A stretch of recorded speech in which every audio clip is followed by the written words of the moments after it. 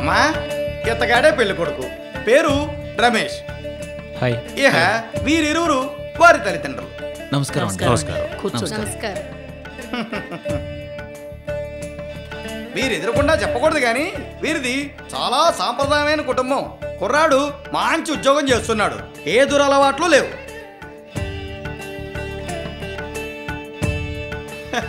అయ్యా ఇక పెళ్లి కూతురు కుటుంబం గురించి చెప్పాలంటే ఏమిటయ్యా శాస్త్రి నీ చేదస్తాం? అన్ని విషయాలు చెప్పే తీసుకొచ్చావు కదా. అవునవును. మరి తెలిసిన విషయాల గురించి చర్చించుకోవడం దీనికి, ఇక జరగవలసిన కార్యక్రమం చూడండి. అమ్మా అమ్మాయిని తీసుకురండి. రావుడు, మహాలక్ష్మి చెల్లెలు తీసుకురండి. పద.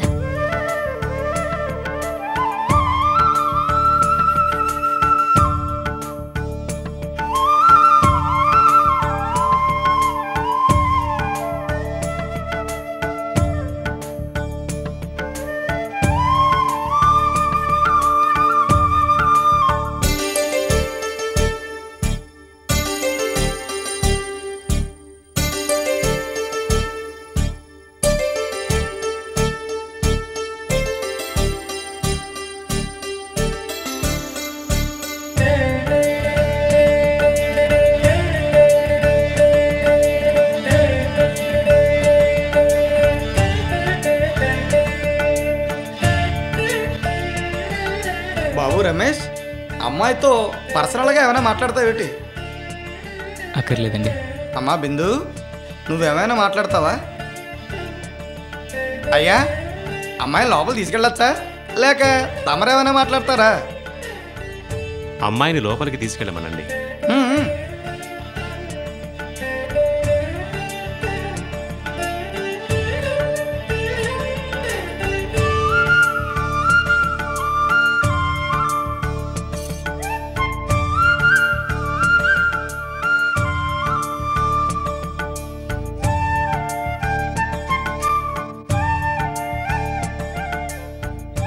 బిందు, అబ్బాయి నీకు నచ్చినట్టేనా?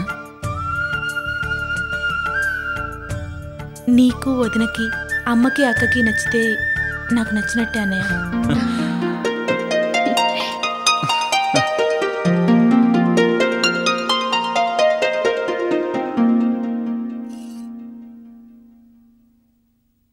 ఏం బాబు, అమ్మాయికి అబ్బాయి నచ్చినట్లేనా? చెప్పండి, మా వాడికి మీ చెల్లాయి నచ్చింది. సార్, మీ అబ్బాయి మా చెల్లెలకు నచ్చాడు. ఇక మీ అభిప్రాయాలు కూడా చెప్తే మిగిలిన విషయాలు మాట్లాడుకోవచ్చు. బాబు, ఇక కట్నాలు కానుకలు లాంఛనాలు అనే వాటికి నేను విరుద్ధం. మీరు ముచ్చటపడి మీ చెల్లాయికి ఏమైనా ఇవ్వదలుచుకుంటే నేను కాదన్ను.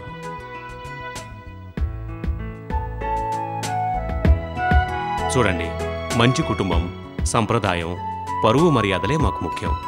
వాటికి భంగం కలగకుండా పెళ్లి జరిపిస్తే చాలు. అవునండి. చాలా సంతోషం అండి. మీలాంటి మంచి మనుషులతో సంబంధం కలుపుకోవడం నిజంగా మా అదృష్టం. మీ అదృష్టమే కాదు, మీ చెల్లెల అదృష్టం కూడాను. అయ్యా ఆలస్యం ఎందుకు? ఈ రోజు చాలా మంచి రోజు. తమరు అంటే మళ్ళీ నిశ్చితార్థానికి ముహూర్తం పెట్టకుండా ఈ రోజే తమరు ఇరువురు తాంబూలాలు ఇచ్చిపుచ్చుకుంటే మంచిది అని నా అభిప్రాయం. అలాగే కానివ్వండి. శుభం. ఓం శుక్లాంబరధరం విష్ణుం శశివర్ణం చతుర్భుజం ప్రసన్నవదనం ధ్యాయ సర్వవిజ్ఞోప. అయ్యా కళ్యాణరావుడు గారు, శాంతయే అగజానన ఈ పళ్ళం వారి చేతిలో పెట్టండి. పద్మార్కం గజానన మహర్నిశం. శుభం. వచ్చే శ్రావణ మాసం శుద్ధ సప్తమి సోమవారం వీరి అబ్బాయికి తమరి చెల్లాయికి వివాహం. ఇహ మిగతా ఏర్పాట్లలో తమరు ఉండండి.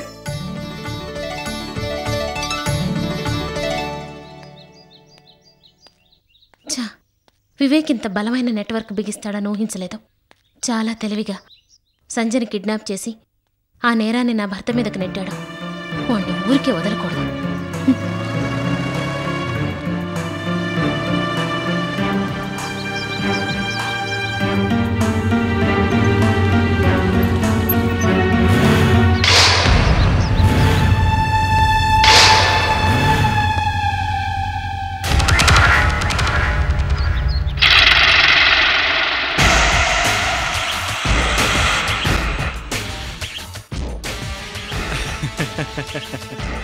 పట్టు వదలని విక్రమార్కుల్లా సంజన పట్టుకోవాలని నువ్వు నీ భర్త చేస్తున్న ప్రయత్నాలు చూస్తుంటే చాలా నవ్వొస్తుంది మహాలక్ష్మి.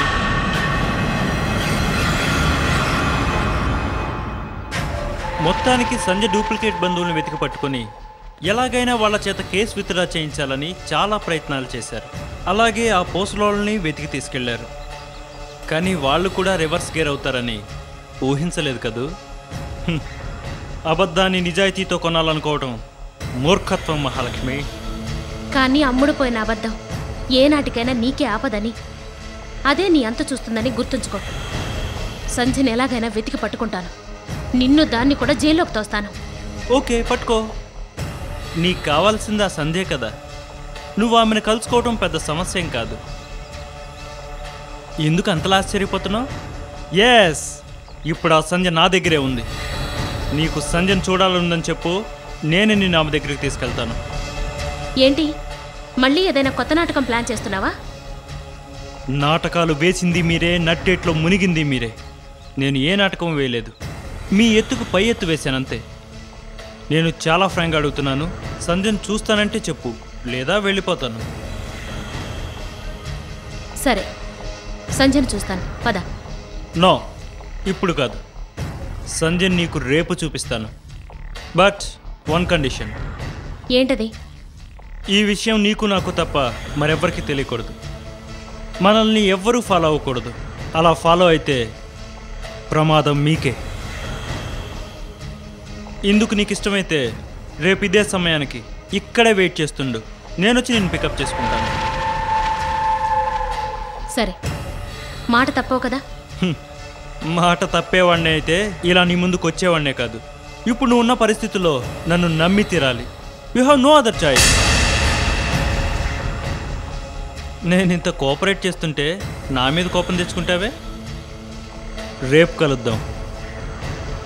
బాయ్.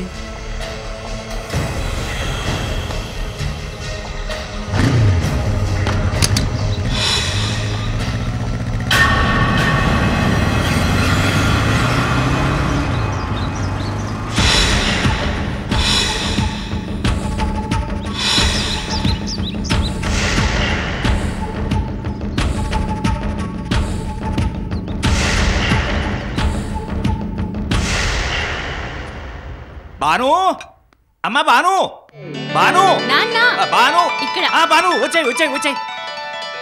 రా రా రా రా. ఏంటి నాన్న, ఏంటి ఏంటి అని అలా తాపిగా అడుగుతావు ఏంటమ్మా? అవతల పరిస్థితులు చేజారిపోతున్నాయి. ప్రమాదం ముంచుకొచ్చేస్తుంది. నువ్వు త్వరగా డ్రెస్ చేంజ్ చేసుకొని రాకపోతే కొంపలు అడ్డుకుపోతాయి. బయలుదేరు బయలుదేరు. నాన్న, నువ్వేం మాట్లాడుతున్నావు? నాకేం అర్థం కావడం లేదు. ఇక్కడ నీకు అర్థం కాకపోయినా పర్లేదు, అక్కడికి వచ్చిన తర్వాత అదే అర్థమైపోతుంది. నువ్వు బయలుదేరు. అయ్యో, అదే ఎందుకని అడుగుతున్నాను నాన్న. అమ్మా, నువ్వు ఇలా ప్రశ్నల మీద ప్రశ్నలు వేస్తూ ఇంటర్వ్యూలు చేసే టైం కాదు ఇది. నువ్వు ఎంత తొందరగా బయలుదేరితే అంత తొందరగా పరిస్థితులు చక్కబడిపోతాయి అక్కడ. అసలు విషయం ఏంటో చెప్పకుండా ఎక్కడికి రమ్మంటానన్నా? షబా, ఆ మధ్య నువ్వు పిచ్చోడిని తీసుకొచ్చి మన ఇంట్లో పెట్టావు, గుర్తుందా? అబ్బా, పిచ్చోడు అన్నదని చెప్పానా? ఓ నాయనో, సరే పిచ్చోడు కాదు, మహానుభావుడే. వాడిప్పుడు హాస్పిటల్లో ప్రాణాపాయ స్థితిలో ఉన్నాడమ్మా. ఏంటి, ప్రాణాపాయ స్థితిలో ఉన్నాడా? అవునమ్మా, ఉన్నట్టుండి ఫిట్స్ వచ్చి పడిపోయాడు. వెంటనే డాక్టర్ దగ్గర తీసుకెళ్లి వైద్యం చేయిస్తే కొంచెం కోలుకొని ఏవేవో సైకిల్ చేస్తున్నాడమ్మా.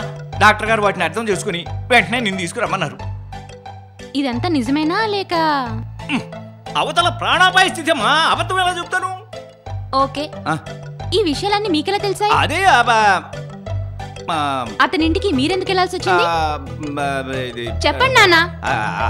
అదే ఆ మధ్య అతను కొన్నాళ్ళు మన ఇంట్లో ఉన్నాడు కదమ్మా. అతని ఆరోగ్య పరిస్థితి ఎలా ఉందో తెలుసుకుందామని వెళ్ళాను. ఆరోగ్య పరిస్థితి ఎలా ఉందని వెళ్ళారా లేక ఆస్తిపాస్తులు ఎన్నులని తెలుసుకోవడానికి వెళ్ళారా? ఏంటమ్మా నువ్వు మరి ఇలా మాట్లాడతావు? ఆ మాత్రం మానవత్వం లేని మనిషిని అనుకున్నావు నన్ను. ఆ సంగతి మీకే తెలియాలి. సరే, నువ్వు ఏమన్నా అనుకో, ముందు వెళదాంరా. నేను రాను. అతను చాలా ప్రమాదంలో ఉన్నాడు అంటుంటే రానంటావేంటి? వాళ్ళకి మనకి ఏ సంబంధం ఉందని రావాలి? ఏ సంబంధం ఉందని నువ్వు అతను మన ఇంటికి తీసుకొచ్చావు? ఏ సంబంధం ఉందని నువ్వు అతనికి వైద్యం చేశావు? ఏ సంబంధం ఉందని నువ్వు అతనికి వండి పెట్టావు? ఏ సంబంధం ఉందని నువ్వు అతనికి సేవలు చేశావు? ఇవన్నీ ఏ సంబంధం ఉందని చేసావమ్మా? Answer to my point. ఆ పరిస్థితి వేరు. తనేంటో తనకు తెలియని స్థితిలో అతను నాకు కలిశాడు. ఓ మనిషిగా అతన్ని కాపాడాను, అంతే. అంతే కదా, అంతే కదా. ఈ మాత్రం పరిచయం చాలదమ్మా నువ్వు అక్కడికి రావడానికి, అతను కాపాడటానికి. ఒక మాట సూటిగా అడుగుతాను, సరిగ్గా సమాధానం చెప్తావు నాన్న. ఏంటి అడుగు అడుగు. అతను పూటకి గతిలేని దరిద్రుడే అనుకో, అప్పుడు కూడా నన్ను ఇలాగే రమ్మని పిలిచేవాడువా నాన్న? అతను కోటీశ్వరుడు గనక నన్ను ఎలాగలాగో వాళ్ళ ఇంటికి పంపాలని మీ ప్లాన్. మీ సంగతి నాకు తెలీదా నాన్న? ఇంకెప్పుడు ఇలాంటి చీప్ ట్రిక్స్ నా దగ్గర ప్లే చేయొద్దు. చీప్ ట్రిక్స్ కాదు బాను, నేను నిజమే చెప్తున్నానమ్మా. మీరు చెప్తుంది నిజమే అయినా అతనికి అయిన వాళ్ళున్నారు, వాళ్లే అతను బాగోగులు చూసుకుంటారు. నేను అక్కడికి రాను. ఇదే నీ ఫైనల్ నిర్ణయం అమ్మా?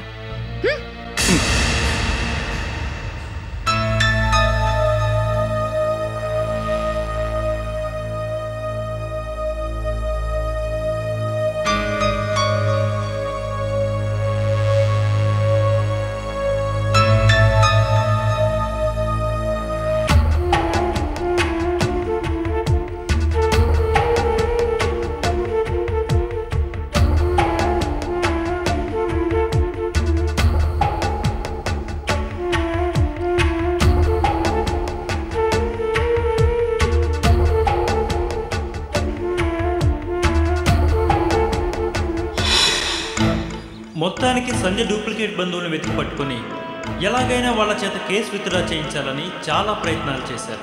అలాగే ఆ పోస్టులని వెతికి తీసుకెళ్లారు. కానీ వాళ్ళు కూడా రివర్స్ గేర్ అవుతారని ఊహించలేదు కదూ. నీకు కావాల్సింది ఆ సంజయ్ కదా. నువ్వు ఆమెను కలుసుకోవడం పెద్ద సమస్య ఏం కాదు. ఎందుకు అంతలా ఆశ్చర్యపోతున్నావు? ఎస్, ఇప్పుడు ఆ సంజయ్ నా దగ్గరే ఉంది.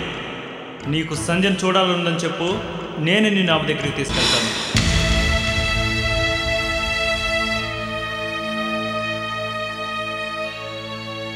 మహాలక్ష్మి,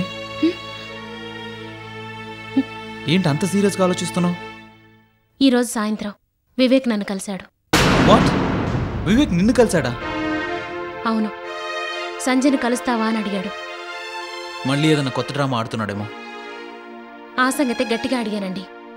సంజయ్ని చూస్తావని సిన్సియర్గానే అడిగాడు. మరి నువ్వేమన్నావు? సంజయ్ దగ్గరికి తీసుకెళ్ళమన్నాను. అందుకు అతను కండిషన్ పెట్టాడు. ఏంటా కండిషన్? నన్ను సంజయ్ దగ్గరికి తీసుకెళ్తున్న సంగతి ఎవరికీ తెలియకూడదన్నాడు. నన్నొక్కదాన్నే రమ్మన్నాడు.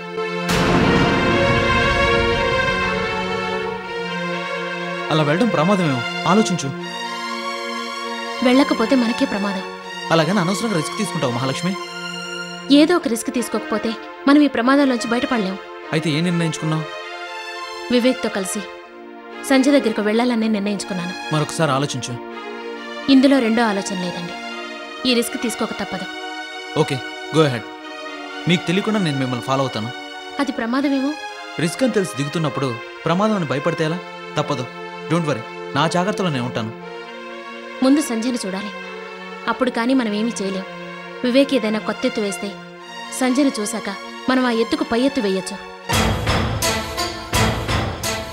నువ్వన్నది నిజమే.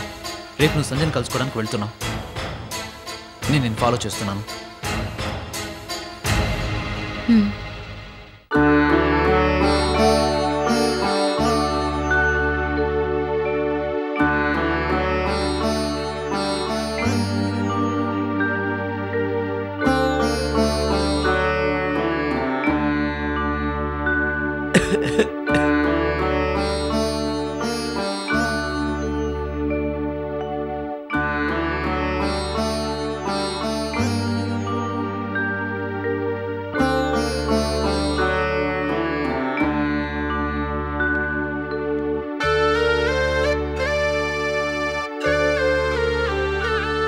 విశ్వనాథం, సార్, ఆ అమ్మాయిని తీసుకొచ్చావా? రాలేదు సార్. ఆ అమ్మాయి రానుంది. మరి మన అబ్బాయి పరిస్థితి ఆ అమ్మాయికి వివరించావా? చాలా క్లియర్గా చెప్పాను సార్. బతిమానారు. డబ్బిస్తానని ఆశ కూడా పెట్టాను. వెళ్ళలేదు. ఆ అమ్మాయి డబ్బు మనిషి కాదయ్యా విశ్వనాథం.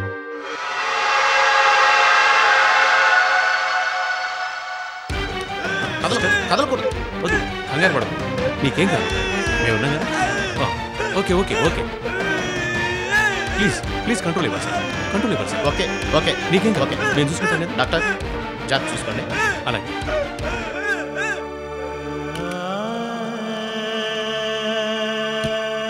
డాక్టర్, మా వాడి పరిస్థితి I am very sorry JCP గారు. మీ అబ్బాయి మెంటల్ కండిషన్ క్షణక్షణానికి క్షీణిస్తుంది. ఆ అమ్మాయిని మీరు ఎంత తొందరగా తీసుకురాగలిగితే అంత మంచిది. లేకపోతే మనం చేయగలిగింది ఏమీ లేదు. ఆ తర్వాత మీరు నేను ఎంత ప్రయాసపడ్డా వేస్ట్ జేసీపీ గారు. సార్ ఇప్పుడు ఏం చేద్దాం సార్? నేను ఎంత బతిలాడినా ఆ అమ్మాయి వినట్లేదు. పోనీ ఆ అమ్మాయి అడ్రస్ చెప్పోయా, నేను వెళ్తాను. House number 21, first line, Shilpa gardens, Kondapur.